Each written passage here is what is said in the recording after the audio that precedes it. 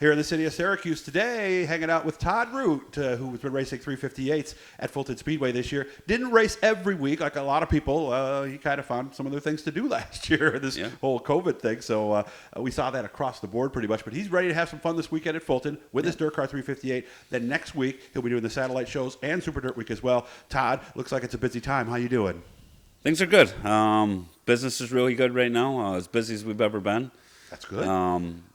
It is. It's good in a way. Just like everything else with COVID, we're starting to trickle the effect of parts now in the automotive side of it, rotors and tires, and kind of just got to pre-order some stuff now to stay ahead of the game. But work-wise, we are extremely overwhelmed with work right now. There's been a lot of talk coming in. Let's start with Outlaw Weekend because that's starting tomorrow, guys. You're getting this on Thursday. A lot of talk about the open motors and the sail panels and things like that and what combination's going to win.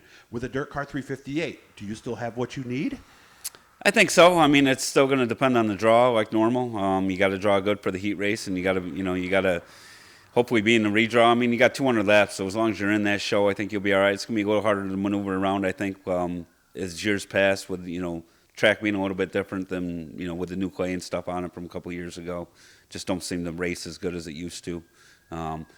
I still think a spec head is going to be right there competitive. The open 358s, they're going to have a little bit more than we got, down the straightaway, but we still got to get through the corners. That place gets really slippery.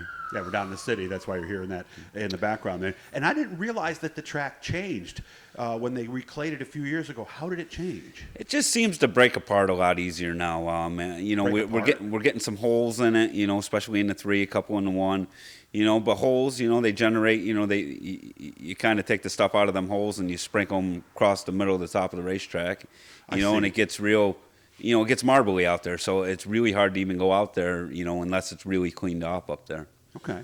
So what's the plan for Friday? Obviously, we want to make it in through one of those dashes if we can. That's going to depend on the draw, too. If we draw really bad, we'll probably just run around the back, scuff in some tires for Saturday and scuff in tires for Dirt Week and get some of that stuff out of the way. I think if we draw good and we're in the first few rows there, we'll try to race our way in. And, we finished second there a couple years ago, which don't pay anything. It'd be really nice to be locked in Friday night. Yeah. But we've had really good success here in the past with the Outlaws, so hopefully, I think our best finish there was 7th there a few years ago, which was huge to me. Looking forward to it with the sail panel. It's going to be fun, going to be a lot of good cars there. So different people have told me different things on how to work in a new set of tires. What is your process? What do you do? Do you grind them first and cut them the first time, or do you want to get a heat cycle in before you do that? I've heard everybody all across the board on that. Basically heat cycling the tire. You're trying to get the mold come apart. Basically, you just want to get some heat in the tire, just helps get the oils out and kind of see what size they are. It's just kind of always been a thing, to heat cycle them. Nowadays, with the shortage of tires, you're trying not to grind and run them too much. Okay, so we're going to take that tire the first time out clean. Yeah. Okay. Yep. And, now we can go to Fulton on Saturday, even if we don't scuff in tires tomorrow. And I've been really competitive bolting a brand new set of tires on and cleaning them up all night right from the get-go. It takes 2 laps to get it to fire, and then once you got it fired, you're pretty good. Okay. Do we cut them first? Yeah, I'm cut, ground, siped, everything's ready to go the very first time. Makes it a whole lot easier when you come back, clean tire, and then just grind and put it away, and you're ready to go. Some people have told me, too, that as well as these cars are working nowadays, you go through right rears a lot more than you ever did before. It just seems like the right rears. I'm not saying we go through right rears per se. Actually, we go through right fronts with the cambered axles now. But oh, really? I don't still think we go through the right rears. I just think a newer right rear is still really dominant than something that's got 4 or 5 heat cycles on it or 4 or 5 features on it. So it's not just the laps. We actually keep track of the heat cycles. Yeah, I keep track of the heat cycles on them. I just feel like they fall off really quick from what they used to. After 4 or 5? Yeah, even after a couple, to me, it seems like they fall right off. Okay. It could be me, it could be my driving style, but I see it with my brother and stuff a lot. We communicate, Gil.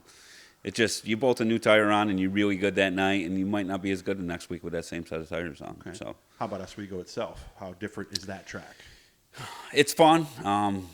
Big, wide, 2 totally different corners. We're coming off a lot of success the last time we raced there too. We ran walked in the top 6 there with the 358 and ran top 10 the whole race there. Ran out of fuel at the end. Oh, really? Kind of glad we're going back to more of a night race for the 358s. Seems like it's a whole lot more racier. Once that sun goes down, you get multiple grooves instead of bottom dominant that place gets.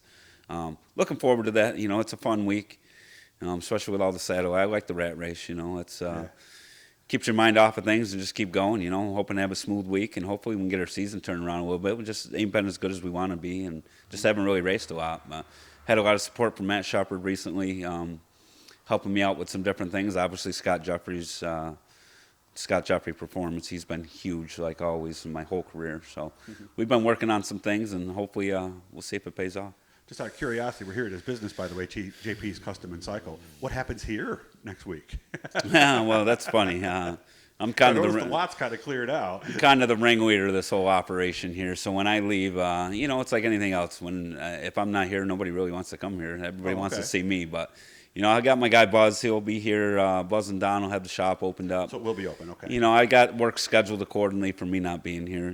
Just kind of keep it light on them so it ain't too overwhelming. And I'll still get 1,000 phone calls, and I'll still take them all. But things will still run according to plan. Will this be it for you this week coming up?